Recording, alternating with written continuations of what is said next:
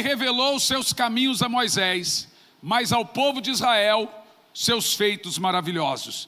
Eu já li esse texto muitas vezes, já o mencionei muitas vezes, mas esses dias eu estava reexaminando ele, e para mim não ficou a palavra, na minha cabeça não ficou a palavra poder ou feitos. A palavra que ficou na minha cabeça é caminhos. Que caminho o Senhor revelou a Moisés?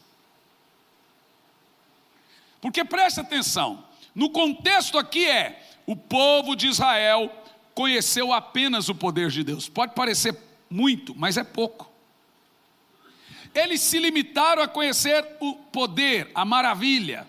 E diz, ele revelou o seu poder, as suas maravilhas, os seus feitos a Israel. Mas a Moisés revelou os seus caminhos.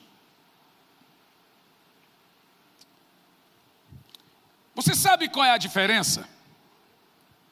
Você pode passar por toda a vida cristã sem conhecer de fato os caminhos do Senhor.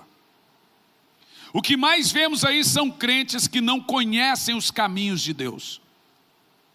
Ficar apenas na esfera dos milagres, ficar apenas na esfera das maravilhas, na esfera das curas, na esfera dos testemunhos, mas não ter uma profunda intimidade e clareza do Senhor. É o que mais nós vemos, são crentes que contam seus testemunhos, mas não estão com intimidade, não conhecem os caminhos do Senhor. E esse é o nível muito mais profundo. Ficar na esfera do poder de Deus já é uma missão duríssima, gente. Receber as coisas de Deus, ser curado, contar testemunho, isso é poderoso. Agora, porém, imagine andar com Deus. A Bíblia diz que Enoque andou com Deus e Deus o tomou para si. Ele conseguiu encontrar os caminhos de Deus. Chega um nível e um momento na nossa vida que a gente passa a conhecer os caminhos de Deus, que a gente passa a entender os caminhos de Deus. Andar em seus caminhos é um nível muito, muito mais profundo do que andar em poder. Em primeiro lugar, os caminhos de Deus não são dados a todos, ainda que andem em poder.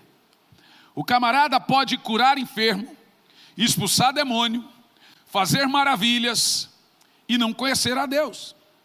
Você vai se lembrar em Mateus, no capítulo 7, a partir do versículo 22, curamos, profetizamos, expulsamos demônios, e o Senhor vai dizer, mas não os conheço. Do que ele está querendo dizer? Significa que você pode passar pela vida toda sem conhecer a Deus, ainda que esteja andando em poder. Andar em poder é diferença de andar com Deus. Andar em poder é diferença de andar na sua presença. Andar na presença é estar constantemente em seus caminhos. Israel andou no poder, mas não andou em seus caminhos. Vamos ver aqui, Isaías 55, verso 8 e 9 diz o seguinte. Vamos entender um pouco sobre os caminhos do Senhor. Afinal, os meus pensamentos não são os vossos pensamentos, e os meus caminhos não são os seus caminhos. Então há um caminho que a gente não conhece. Esse termo, meus caminhos ou caminhos do Senhor, está em toda a Bíblia e nós não conhecemos. Nós não conhecemos porque a maioria de nós, ou boa parte, nem todos, ficamos na esfera do poder, os que ficam.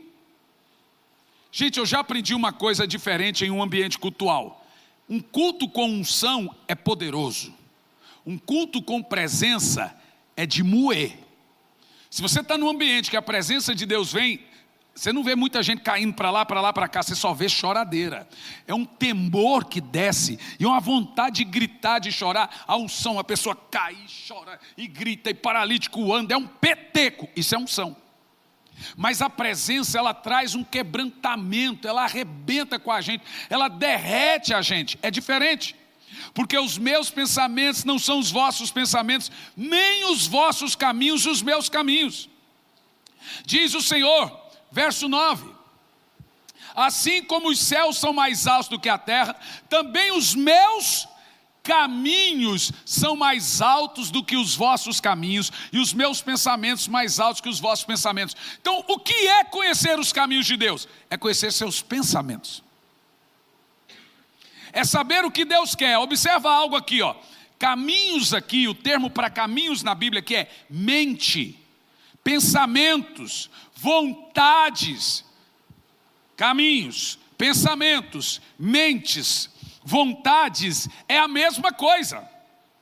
Ou seja, conhecer os seus caminhos é conhecer a sua vontade, é conhecer a sua mente, é conhecer seus pensamentos.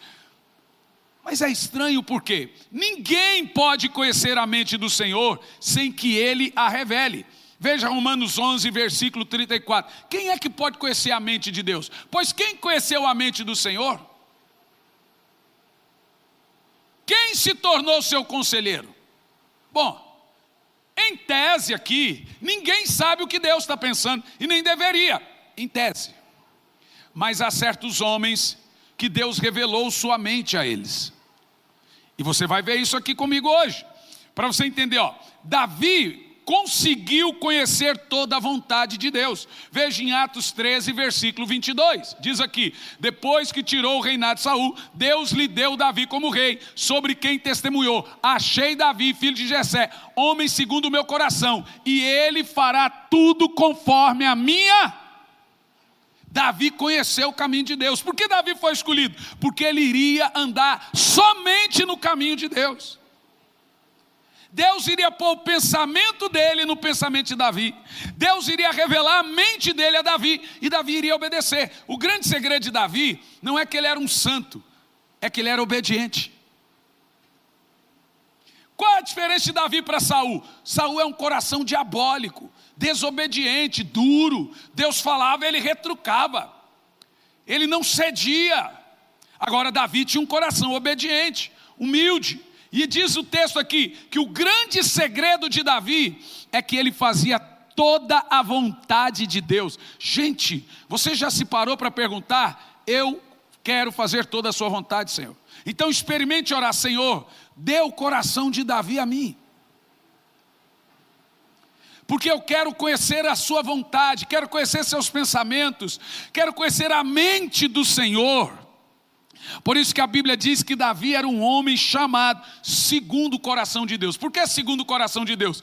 Porque o coração dele já estava completamente comprometido com o coração de Deus. Não é um homem segundo o coração do pai dele, é um homem segundo o coração de Deus. Eu acho isso tão tremendo. Pelo simples fato de que Davi conhecia a vontade de Deus e praticava. Sabe o que é mais triste hoje? É que tem gente que conhece a vontade de Deus e não pratica. Bom, você vai saber que existem 3 castigos lá no céu para isso. Na parábola que nós encontramos na Bíblia, quando o Filho do Homem vier, ele vai castigar alguns com açoites. E ele vai dizer o seguinte: tem um grupo que não sabia a sua vontade, porém não praticou, será castigado com poucos açoites. Tudo isso é crente, isso é no tribunal de Cristo. Você se lembra quando eu preguei isso? Tem aquele grupo que sabia a vontade de Deus e não praticou, será castigado com muitos açoites. Significa, só tem uma alternativa: o crente é obrigado a saber a vontade de Deus para a sua vida. Mas como que se descobre a vontade de Deus? Romanos capítulo 12, versículo 1. A vontade de Deus está revelada na Bíblia, e você não conhece porque você não ora e não estuda a Bíblia. Portanto, caros irmãos, rogo-vos pelas misericórdias de Deus que apresentei o vosso corpo como sacrifício vivo. Aqui inclui oração, práticas expiatórias, jejum, oração e etc. Santo e agradável a Deus, que é o vosso culto lógico. Agora, assim se conhece a vontade de Deus. Vamos lá. Continua. E não vos amoldeis ao sistema desse mundo, mas sede transformados pela renovação da vossa mente, para então experimentar qual seja a boa, agradável e perfeita vontade de Deus. Então, quando a Bíblia fala, o Senhor fala assim, ó: sede reto e anda nos meus caminhos, Ele está dizendo: conheça a minha vontade.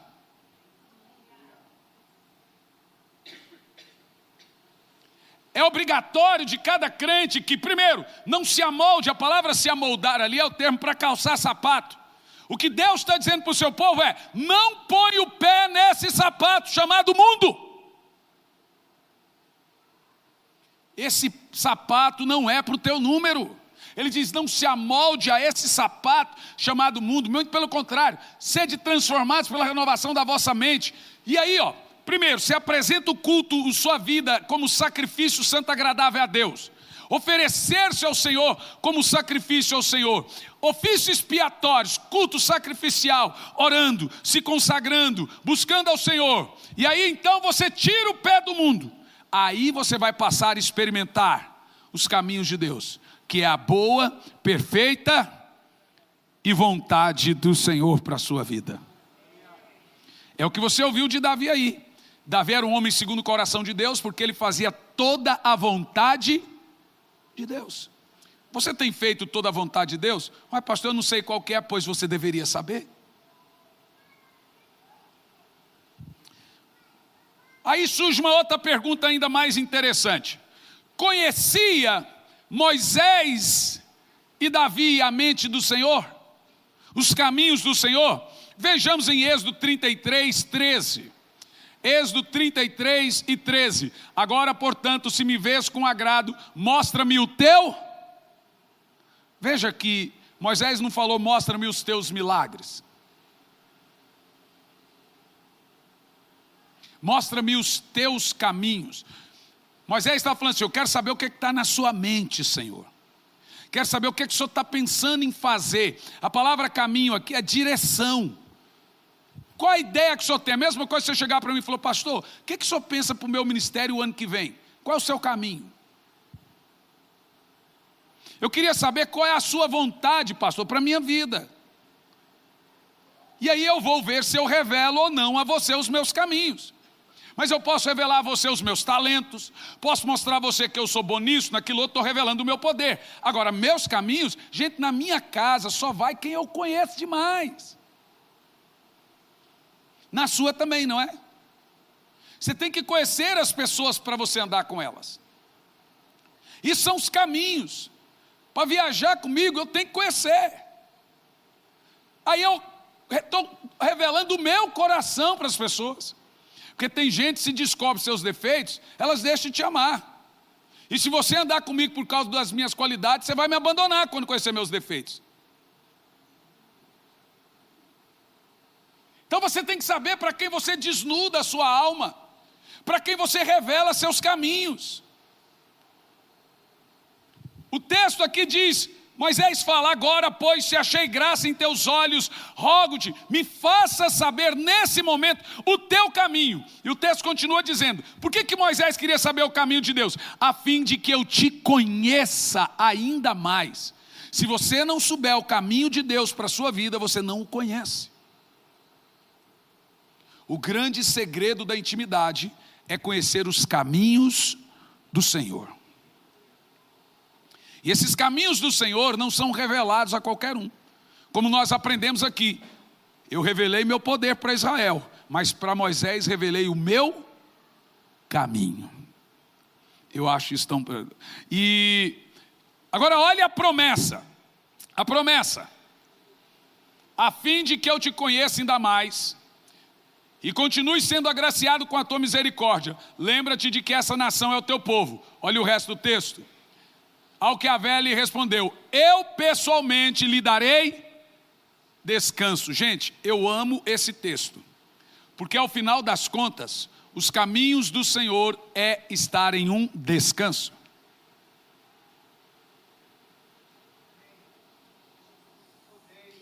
Quem não conhece o caminho de Deus, não conhece a vontade de Deus, não tem descanso para a alma. Você quer ver uma alma mais conflituosa do que uma alma que não sabe a vontade de Deus para a sua vida? O que Deus quer para mim? Não sei se caso, se eu compro uma bicicleta, será que... E a gente toma decisão sem orar, sem saber se era da vontade de Deus. Qualquer decisão que você tomar, sem saber se era da vontade de Deus, pode custar muito caro. Tem gente que fala assim: pastor, eu vou sair da igreja. Eu pergunto: você orou? Ele fala assim. Falei: e mente também. Então o que Deus falou para você quando você orou, você sai da igreja? Não falou nada. Então você está saindo antes dele falar? Se Deus não falou para você sair, Ele já falou para você ficar.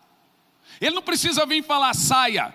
Ele precisa vir falar, Ele não precisa vir falar fique. Ele precisa vir falar saia. Porque você já tem o sim para ficar. Você precisa do sim é para sair. Mas você já percebeu que ninguém hoje ora mais para isso? E agora eles viram, e aí existe um espírito que entra na cabeça das pessoas, que é o do peregrino espiritual. Como ele não criou raiz e Deus é um Deus de aliança, ele não consegue parar. Ele não se adapta. Você tem que criar raiz. É evidente, irmão, que chega uma hora em algum lugar que Deus fala, está na hora de dar linha, já está amargurado aqui. Mas é evidente que tem situações que você está num lugar que não é amargura que está te gerando, é tratamento mesmo. E Deus está treinando e tratando você, tratando a sua alma. Mas o povo não gosta de ser tratado. E eu vou te dizer uma coisa, eu não tenho problema nenhum em tratar ninguém. Pensa numa pessoa que não tem medo de perder. Não tenho. E eu trato todo mundo igual. Vou lidar com você da forma que eu acho que eu tenho, que a Bíblia me diz que eu tenho que lidar. A maioria dos pastores não fazem isso porque eles não estão visando a sua salvação. Como eles estão visando o lucro, então eles vão só te elogiar, porque eles não querem perder o seu dinheiro, sua contribuição. Mas como eu estou preocupado com outra coisa, eu vou chegar em você e falar, queridão, você está errado.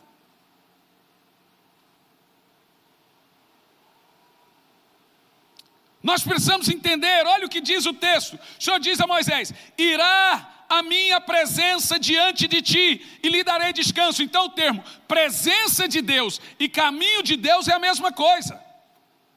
Quando você fala, a presença de Deus está aqui, significa que o caminho dele foi revelado.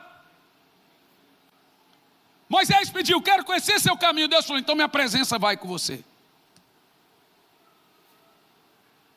Em outras palavras, é o termo mais intimista de toda a Bíblia. Conhecer os caminhos de Deus. Observa, conhecer os caminhos de Deus é conhecer a sua mente, seus pensamentos, sua vontade, é conhecê-lo de fato.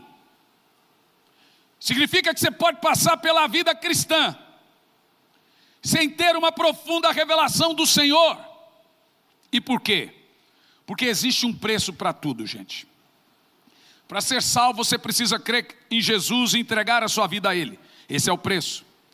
Para andar no sobrenatural de sinais e milagres, precisa agir com fé e com base no nome de Jesus. Tem que ter fé, e os sinais seguirão os que creem. Esse é o preço. E em meu nome farão milagres e maravilhas. Esse é o preço. Mas tem um nível. Um último nível, um mais poderoso nível, um ardente nível, um nível que nem todos chegaram, porque as pessoas não querem obedecer, não querem fazer a vontade de Deus, querem fazer as suas. E quando você conhece o caminho do Senhor, acabou a sua vontade. Esse é o nível dos pensamentos e caminhos do Senhor. Lembra? O Senhor mesmo disse, meus caminhos, meus pensamentos são mais altos do que os seus. Ele está dizendo que para você chegar a esse nível, você tem que elevar, não é diminuir, porque os caminhos dele são mais altos, não são mais baixos. Para você chegar ao nível do caminho de Deus, você tem que elevar os seus caminhos. Para você chegar ao nível dos pensamentos de Deus, você tem que elevar os seus pensamentos. Não é possível, gente, você alcançar os caminhos de Deus sem subir a presença dEle. E só sobe a presença de Deus descendo na sua. Engraçado que com Deus só sobe descendo. Só é exaltado se humilhando. Só caminha de joelho. Então o segredo para o alto é mais baixo. Quanto mais baixo, mais alto você estará. Ou seja, é um outro nível, é o nível da sua mente, é o nível de seus caminhos, é o nível de sua vontade. Em terceiro lugar, a Bíblia manda cada um conhecer os caminhos do Senhor. Então veja, em primeiro lugar, Os caminhos do Senhor são mais altos do que os nossos. Os pensamentos do Senhor são mais altos do que os nossos. É algo sobrenatural, é algo surpreendente. No entanto, como conhecer os caminhos do Senhor? Vamos entender isso, Salmo 128, versículo 1. Bem-aventurado aquele que teme ao Senhor e busca andar nos seus caminhos. Uau! Isso é poderoso ou não é, gente? Diz o texto aqui, ó, como é feliz quem anda nos caminhos do Senhor. Então veja, não é só possível andar nos caminhos do Senhor, como é obrigatório.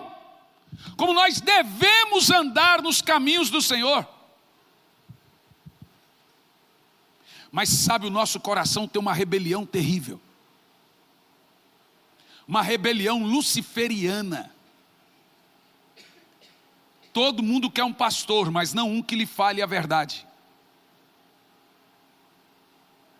Eles imaginam que um bom pastor é aquele que dá o tapinha nas costas. Esse não é um bom pastor. O bom pastor é aquele que lhe fala a verdade.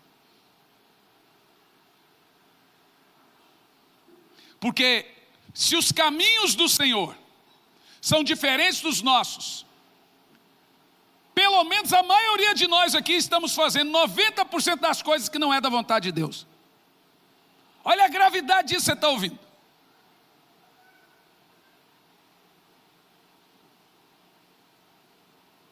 Aí não adianta chorar o leite derramado, irmão. E assim, quando você sai da vontade de Deus, tudo começa a dar errado na vida. Ele vai tirando tudo que você gosta, porque ele vai resistindo você. Porque só o fato de você sair da vontade de Deus mostra que você é o seu próprio Deus, seu próprio Senhor, você é orgulhoso. Então ele dá graça ao humilde, mas ele diz para o orgulhoso, fica aí. A Bíblia diz que ele diz para o orgulhoso, não chegue perto de mim. E agora as coisas começam a não funcionar.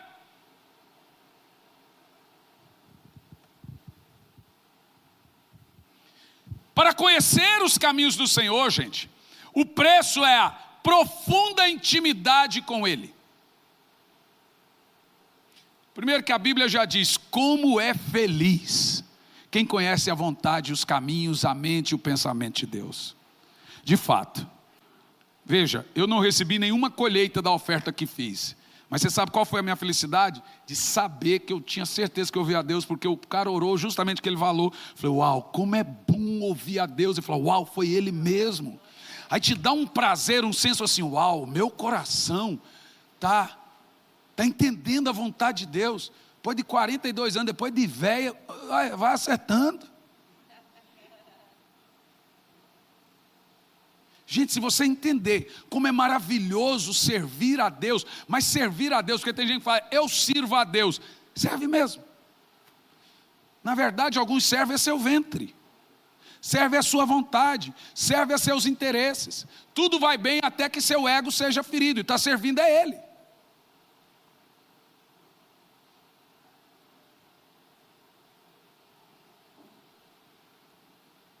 A grande verdade, irmão, vou ser bem sincero com vocês.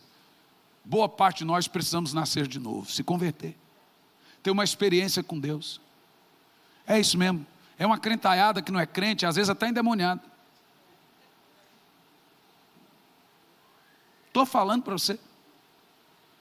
A grande verdade é que se nós formos fazer uma triagem cheia do Espírito Santo aí nas igrejas, e o Espírito Santo falar assim, vai em tal igreja ali e faz uma triagem.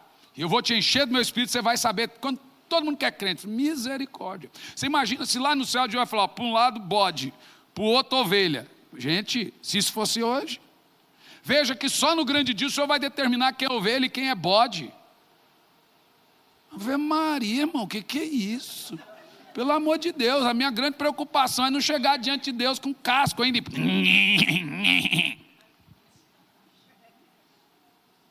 É uns crentes cascudos, gente, que tem uma dificuldade em se humilhar. Quanto mais se humilha, mais é exaltado. Ninguém erra em se humilhar.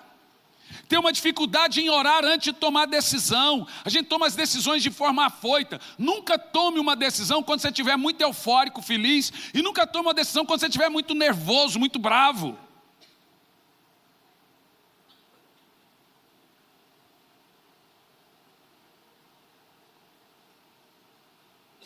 Porque se você tomar a decisão assim, você vai fazer fora da vontade de Deus e depois não reclama. Ai, Senhor, por que? Deus fala: você já imaginou? Quarto lugar, para conhecer os caminhos do Senhor, o preço é a profunda intimidade com Ele. Pense, quem conhece seus segredos? Para quem você contaria os seus mais profundos segredos? Segredo é para a gente intimar. Por que que Deus tem que contar e revelar os caminhos dele a você se você não é íntimo dele? Você sabe qual é a única oração que chega no céu? Romanos capítulo 8, versículo 26 e 27. Só tem uma oração que Deus vai ouvir, é aquela alinhada com a vontade de Deus. Do mesmo modo, o Espírito nos auxilia em nossa fraqueza, porque não sabemos como orar. Olha aí o que você precisa. No entanto, o próprio Espírito intercede por nós com gemidos difíceis de ser expressos por meio de palavras. Olha o resto do texto. E aquele que sonda os corações conhece perfeitamente a intenção do Espírito. Ou seja, os caminhos de Deus. O Espírito Santo conhece os caminhos.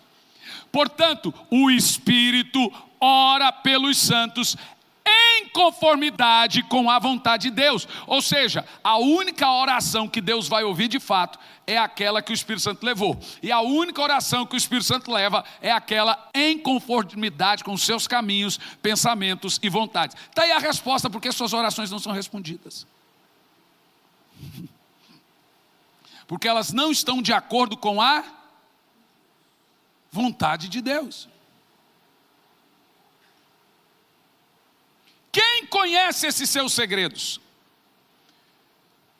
Para quem Deus contaria os seus segredos mais íntimos e profundos? Notem, a Bíblia afirma que Abraão era amigo de Deus. Uau! Dá uma santa inveja. Senhor, nós somos brother, somos amigos. Então Deus chegar num cara e falar assim: ó, nós somos truta. Entendeu, moro? Nós somos truta. Você é meu amigo.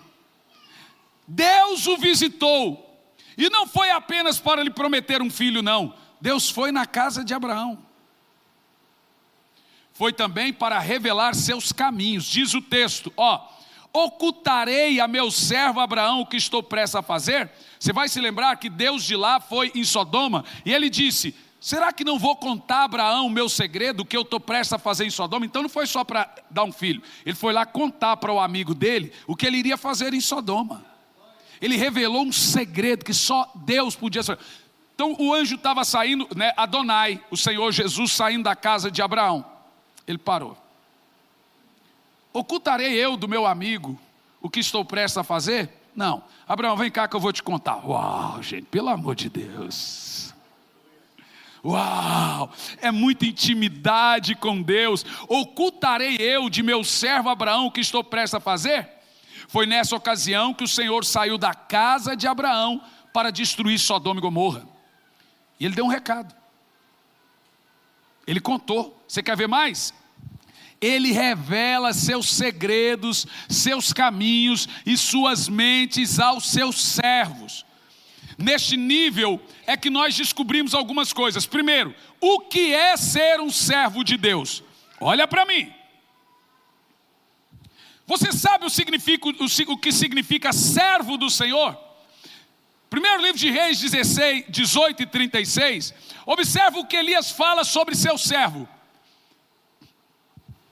Com a chegada do pôr do sol, quando se apresenta a oferenda, Elias, o profeta, aproximou-se e exclamou: ó Senhor Deus de Abraão, de Isaque e de Jacó, saiba-se hoje que tu és Deus de Israel e que eu sou teu servo. E que foi por ordem sua que realizei esses milagres, atos de fé, mediante a tua palavra. que é ser um servo de Deus? Porque Deus revela seus caminhos, seus pensamentos, seus segredos aos seus servos. Por isso que ele falou: ocultarei eu de meu servo Abraão o que estou prestes a fazer? E ele continua, presta atenção. A palavra servo aí é Eber no hebraico e quer dizer literalmente meu escravo. Pesou agora, né?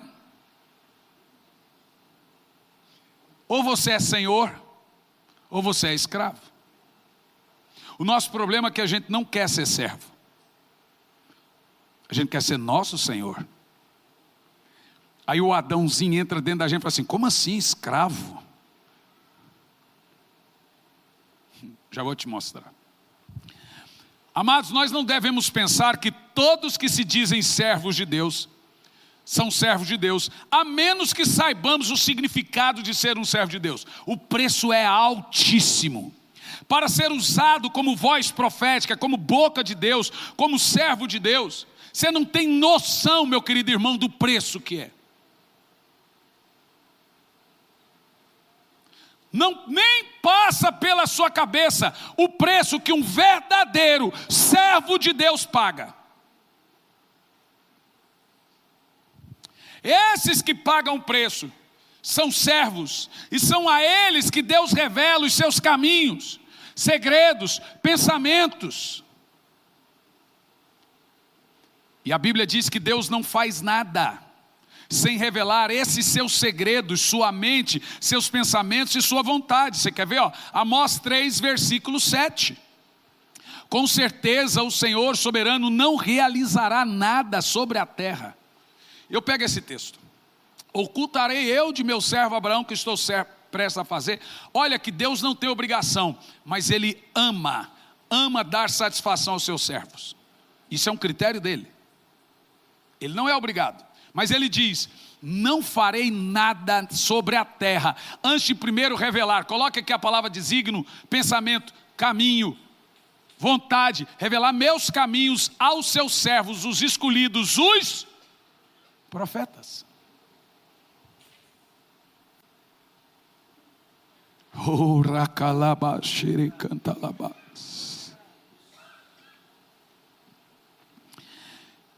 Ter a voz de Deus na sua mente é um tesouro para poucos. Saber que você acabou de ouvir a Deus é inigualável. Está dizendo que Deus não faz nada sem antes dar uma boca, uma voz profética. Isso está em Malaquias capítulo 3 também. A primeira coisa que Deus faz é enviar o seu mensageiro na terra. Então Deus revela seus caminhos. Existe alguém que passa a saber os caminhos de Deus, os pensamentos, os segredos do Senhor. Esses são seus servos. Por isso que a palavra Eber para servo, profeta aqui é meus escravos. Gente, o preço é muito alto.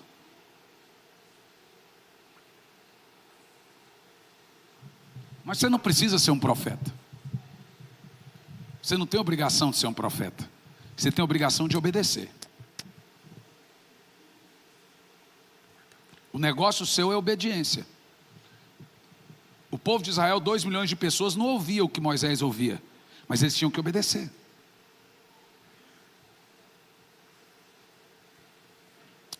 Veja bem, seus caminhos são revelados para os íntimos. Hebreus 11, versículo 6.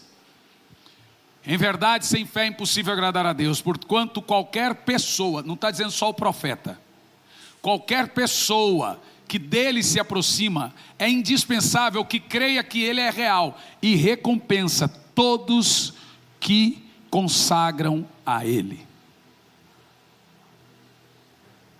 Em primeiro lugar, todos devem se consagrar ao Senhor. Em segundo lugar, todos serão recompensados por consagrar-se a ele. Sabe, deixa-me te contar um negócio. Estava numa cruzada em algum lugar aí, e num dos dias aconteceu muitos milagres. No outro dia, quase nenhum. Eu fui para casa destruído. sem entender o que estava acontecendo. E eu fiquei muito mal. E fiquei horas lá no meu quarto, e o Senhor, eu chorando, eu estava chateado com Deus. Falei, a minha verdade, parece uma brincadeira. No primeiro dia um monte de milagre, no outro dia nada, parece que estava um jogo ali. O que eu te fiz? Não fiz nada. Eu continuo o meu nível de consagração. E eu orava, Senhor, eu passei vergonha.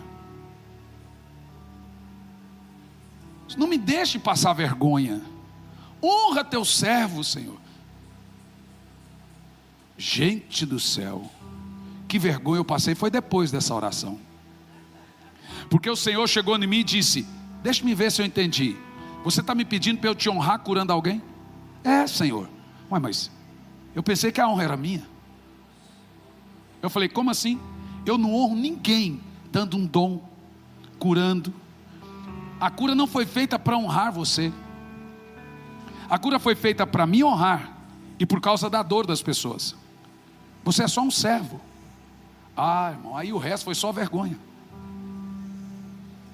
Você já ouviu todos os evangelistas oram: Senhor, tem misericórdia do seu servo, honra-me. Então o cara tem uma igreja gigante e fala assim: Deus está me honrando. Esse aí não é honra não, irmão. Deus não compartilha essa honra, essa glória com ninguém. Deus não tem obrigação, e Ele vai por mim. Deus não vai te honrar te dando um dom maravilhoso, dizendo: Deus me honrou. Para com essa besteira. A questão da cura está ligada à integridade de Deus, não a sua. É o nome dele, não o seu. É a glória dele, não a sua. Então veja, por que você ficou com vergonha porque alguém não foi curado? Eu tinha que te dar uma lição, Hernani.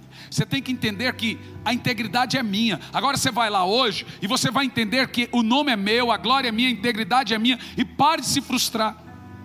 Então fui, aí o fogo desceu. Nunca mais subi para pregar dizendo: Senhor, honra teu servo. Como assim?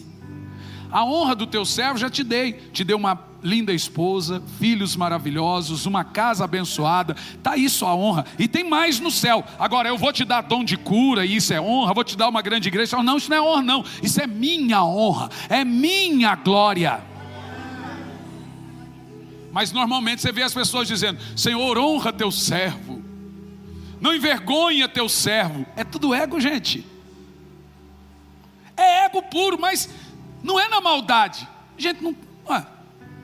A gente pensa que, Senhor, como que pode? O senhor não foi curado, você está com vergonha. Senhor, me honra agora levantando esse paralítico. Como assim, cara? Como vou te honrar fazendo um milagre? Não é a sua integridade, é a minha.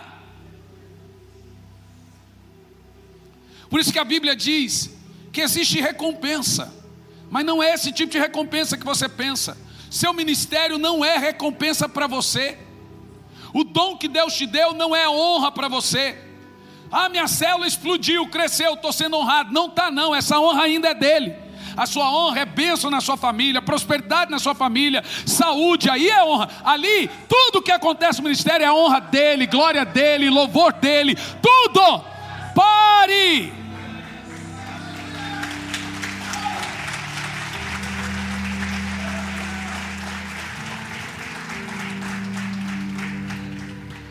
Agora veja o texto de Hebreus 11:6, que fala que aqueles que se consagram ao Senhor também são recompensados. Qual é a recompensa de se consagrar ao Senhor? Nós estamos aqui há alguns minutos já falando. Sua vontade é revelada, sua mente é revelada, seus segredos são revelados, seus caminhos são revelados. É nesse sentido que seus servos são chamados de meus servos.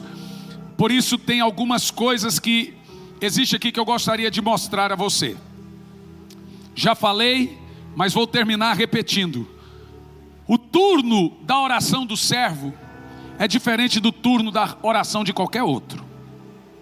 Estou te falando, gente, o preço é muito alto, mas é maravilhoso. O fardo é altíssimo.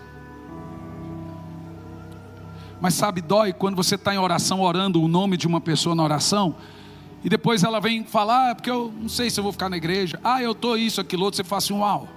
As pessoas não veem o preço que você está pagando, usando o nome delas na oração. E aí você volta para a cruz e fala: Senhor, fala, continua orando. Eu fico imaginando Moisés, ele tinha 2 milhões no seu rebanho. Imagina o coitado de Moisés. Deus devia dar uma força mental, emocional para Moisés, sobrenatural, gente. Imagina a emoção desse cara. Nós precisamos entender, olha esse texto de Jeremias 44:4 na Ferreira de Almeida. Por favor, não põe aqui James, Ferreira de Almeida, Jeremias 44:4. Olhe bem para mim aqui, deixe-me te dizer. Existe um turno na Bíblia chamado turno da revelação e da visitação. Então guarda o que eu vou te dizer agora. Eu enviei todos os meus servos, os meus profetas. Leia lá. Agora, sabe o que eu acho tremendo nesse texto? É a palavra todos. Quer dizer que Deus não falou com nenhum profeta durante o dia.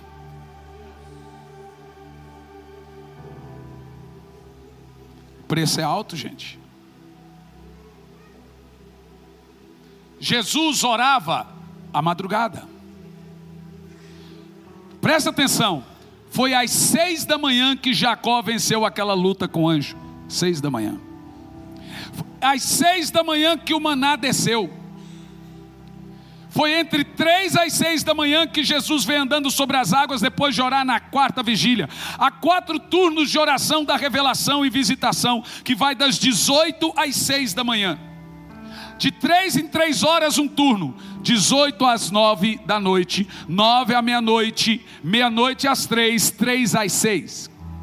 E vai por mim, eu estou falando isso para você, mas não vai alterar muita coisa para muita gente, porque nem todos querem pagar o preço, mas também não gostam quando estão perdidos. Eu vou te mostrar por que nós temos descanso, e porque é feliz quem conhece seus caminhos. A Bíblia diz que Jesus era um homem de oração da 4ª vigília. Ele mesmo falou, que dá das 3 às 6 da manhã. Nós temos 2 crepúsculos, 18 horas e 6 horas. É quando o sol se põe e é quando o sol nasce. Eu fico vendo Josué, quando ele foi guerrear em Betel, e a cidade de Betel, ela era uma panela. Então tinha uma montanha à sua direita enorme, chamada Aljalon, e uma montanha enorme à sua esquerda, chamada Gibeão. Josué foi lá, estudou a cidade, ele olhou aquela montanha, olhou a outra. Olha que texto poderoso. Então ele chegou perto de Betlém e disse o seguinte: sol, pare às 6 da manhã em Gibeão. Lua, pare às 6 da manhã em Aljalon. Ele não falou, Deus mande parar. A Bíblia diz, foi a única vez na Bíblia que Deus obedeceu um homem. Mas você sabe por que Josué fez isso? Porque foi uma estratégia de guerra. Te explico. Aquilo era muito difícil ganhar aquela guerra. Agora os soldados que estavam ali,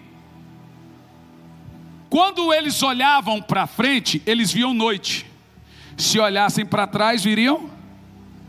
A lua estava se pondo num lado e o sol nascendo no outro. O que Josué fez? Ficou de costa para o sol, contra sol. Quando a lua estava se pondo e os soldados pensando que era noite e dormindo, eles estavam com o sol nas costas. Quando eles atacaram Betlém, o povo só viu o barulho. Quando olhou, eles viram o sol, ficaram todos cegos. Enquanto os soldados lá pensaram que estava noite, os outros viram que estava dia. Só que o sol deu de frente para os soldados inimigos, e nas costas dos soldados de Josué, 8.000 soldados. Que homem! Que homem! Então ele gritou, pare sol em Gibeon, pare lua em Aljalon. Venceu a guerra. Eles nem conseguiram ver os soldados hebreus. A Bíblia não diz que ele só falou, sol, fique parado. Lua, ele estudou e falou, rapaz, daria certinho, ó, sol e lua. Um pensaria que estava noite, mas a gente saberia que era dia. Ia cegar os soldados. Quem conhece os pensamentos de Deus? Quando você ora, quando você está diante de Deus, você tem esses segredos, esses revelados, esses para fazer negócio, para vencer a guerra, para vencer a batalha. Deus revela coisas que ninguém sabe, porque a sua mente passa a ser a mente de Cristo. Mas quem é que quer orar? Foi às 6 da manhã que Abraão foi visitado. Foi às 6 da manhã que o maná caiu. Foi às 6 da manhã que Jacó venceu a batalha.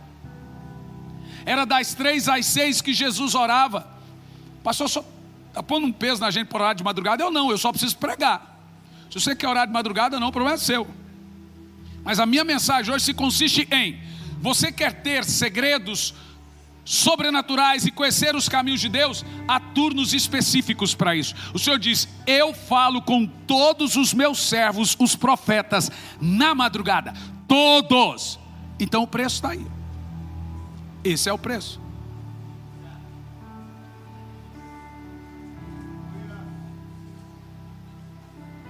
Esse é o momento em que temos revelações profundas da parte de Deus.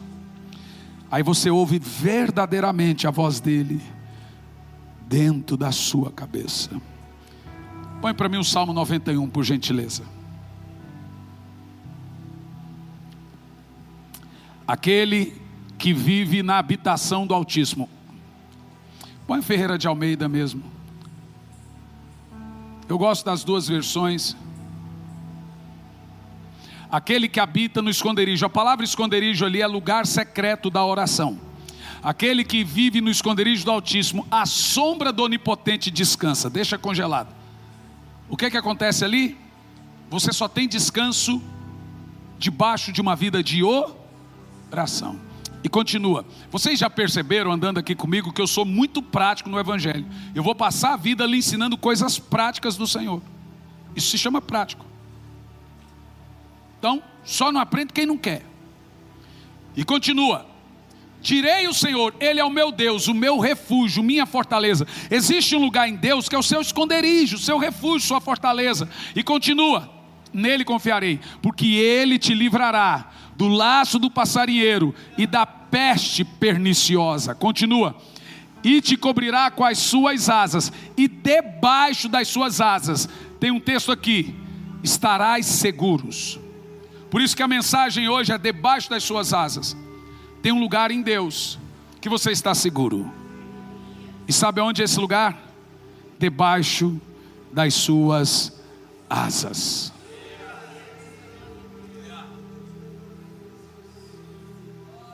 Somente debaixo das suas asas. Se você sair de debaixo das asas, que é o lugar da oração, não adianta reclamar. Ali você está seguro. Meus irmãos, igreja amada do Senhor, você que nos assiste de forma online, volte para as asas do Senhor.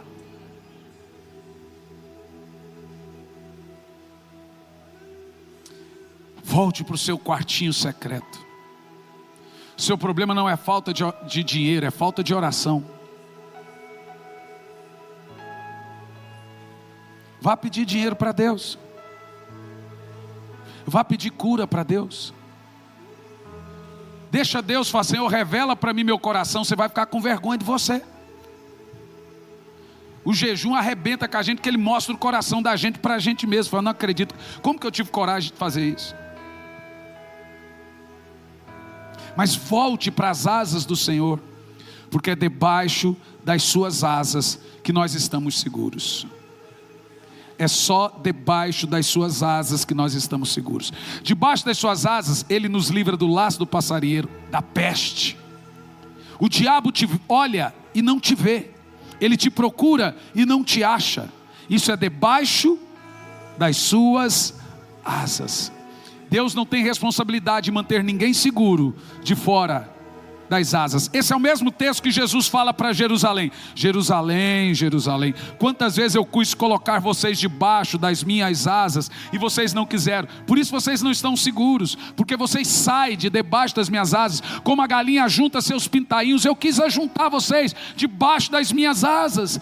Essa é a verdade. O Senhor nos pega e fala: ei, não é, ei. Aí sempre tem um pintinho em cabeça de ovo lá, querendo sair. Vem cá. Aí vem a cobra, vem o gavião, e o Senhor está ali juntando o irmão, mas o cara quer dar uma saída de debaixo das asas do Senhor. Volte a orar, meu irmão. Volte a clamar. Volte a chorar. Arrependa-se onde caiu e volte. Você fica zanzando por aí, tomando decisões sem consultar a Deus, e depois você paga um preço altíssimo por desobedecer.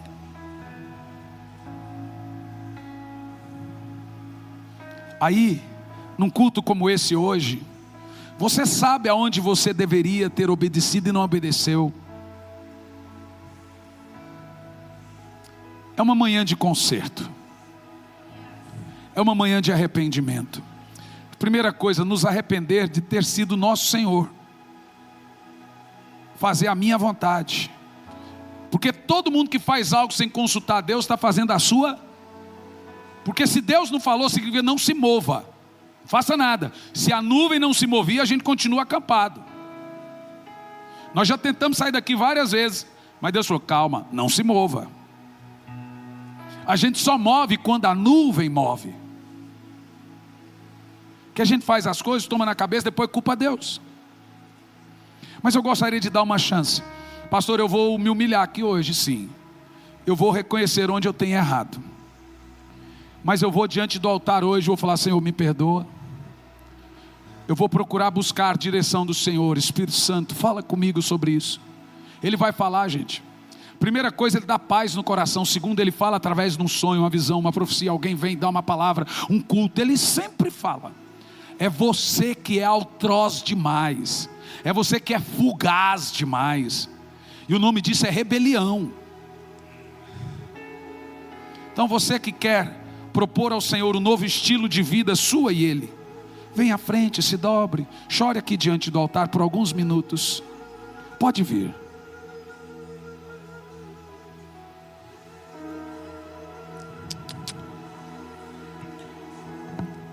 Eu não preciso ser conhecido por ninguém. A minha glória é fazer com que conheçam a Ti,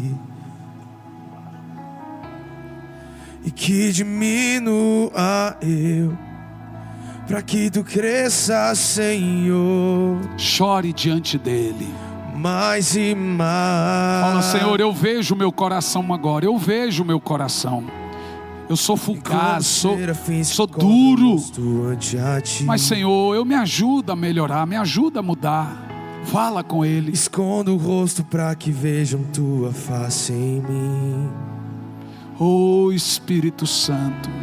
E que diminua. Vamos, eu, chore o que você tem que chorar. Cresça, Senhor. Se arrependa do que você tem que se arrepender. Mais, no Santo dos Santos. Se o arrependimento for genuíno, me esconde. tudo pode mudar aqui de manhã.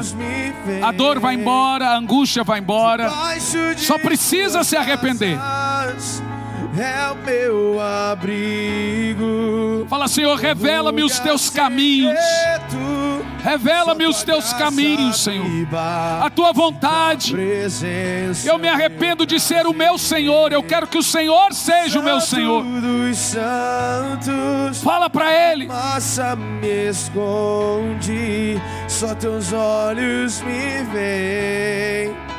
Debaixo de Tuas asas é o meu abrigo, meu lugar secreto. Só Tua graça me basta, Tua presença é o meu prazer. Espírito Santo, nós estamos aqui com esses irmãos que sabem que nossos corações são teimosos. Sabe que não deveria fazer tal coisa, mas está fazendo. Então aí quando as coisas dão errado, aí a gente vem chorando, reclamando. Mas, Senhor, hoje aqui nós nos arrependemos. Hoje aqui nós colocamos nosso coração como sacrifício ao Teu altar. Pedimos perdão, meu Pai, por tanto orgulho. Pedimos perdão por tanta arrogância, por sermos Senhor. E eu coloco o meu coração no altar e me humilho. Eu me humilho, Senhor, diante do Senhor. Eu me humilho diante do Senhor. Eu me humilho diante da Tua presença. Em nome de Jesus. Sinta a presença dele agora. Essa é a recompensa. A presença dele é revelada a nós. A presença dele é revelada a nós.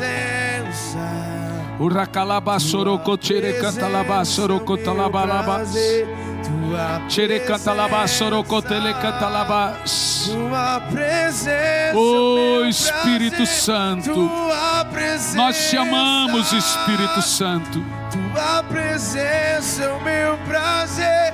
Tua presença. Nós te amamos, Espírito Santo.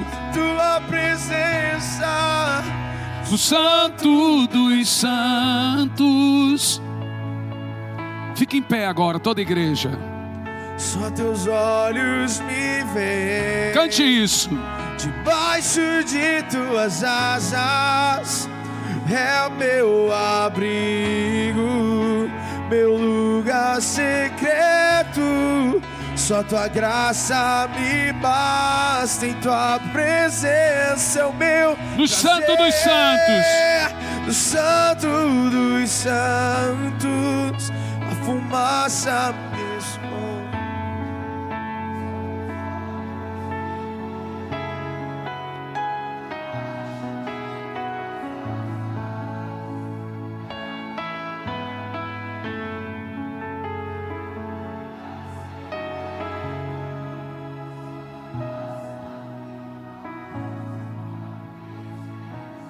Aleluia, aleluia.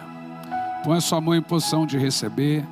Vou te dar uma chave de mudança total. Você ora, se você deixa de orar amanhã, seu coração desvia de novo. Por isso que a oração é diária. Que a tendência é que você vai piorando, não é melhorando, é a carne. Assim como a carne vai morrendo, seu coração vai piorando. Então a gente ora para não piorar. Então a oração é diária. Se você não orar hoje, amanhã você já está pior de novo. Volta o orgulho, volta a desobediência, volta, você vai perceber.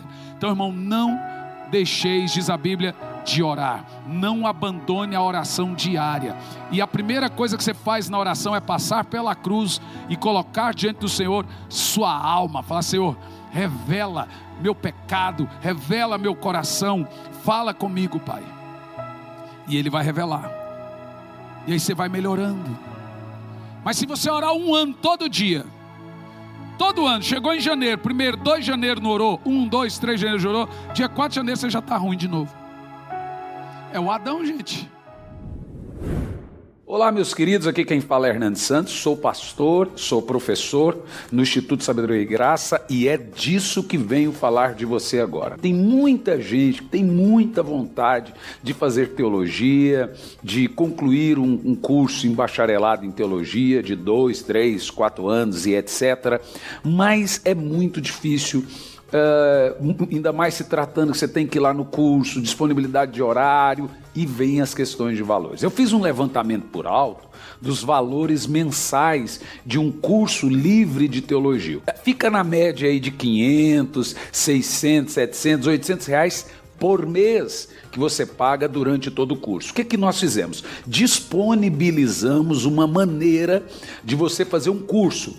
Eu dou essas aulas no sistema EAD, o curso está todo ele pronto, são 2 anos de disciplina, ou seja, você faz 1 ano e depois tem que fazer uma rematrícula para o próximo ano, no caso 2 anos de disciplina, com conteúdo de bacharel em teologia. Olha o valor que você paga anual no curso, são 2 anos, R$460. Eu já vi gente terminar o curso em 3 meses, 4 meses, etc. Aí você abre a matrícula para o 2º ano do curso. São 2 anos com conteúdo de bacharel em teologia. É R$460 ano, entendeu? Por ano. Gente, R$460 não equipara a parcela mensal de um curso comum livre em teologia. Um curso comum livre em teologia, a média é de 500 para mais por mês. Então você vai fazer R$460 o curso e eu estou dando a aula para você com conteúdo de bacharelado em teologia com o sistema EAD. O que é sistema EAD? A gente tira tudo aquilo que é pormenores e vai direto ao ponto. Então tem aula de 1 hora, tem aula de meia hora, tem aula de 15 minutos, tem aula de 20 minutos. Ou seja, tem todas as aulas da teologia sistemática e o certificado chega na sua casa se formando no Instituto Sabedoria e Graca. O que você pode fazer agora? Você vai entrar no site sabedoriaigraca.com, sabedoriaigraca.com, e você vai se inscrever no curso, passa o seu cartão. Tem bandeira de cartão que faz até em 12 vezes, tem bandeira de cartão que faz em 10, depende muito da sua bandeira. E aí você vai participar e fazer o curso conosco, sabedoriaigraca.com, curso de teologia, curso de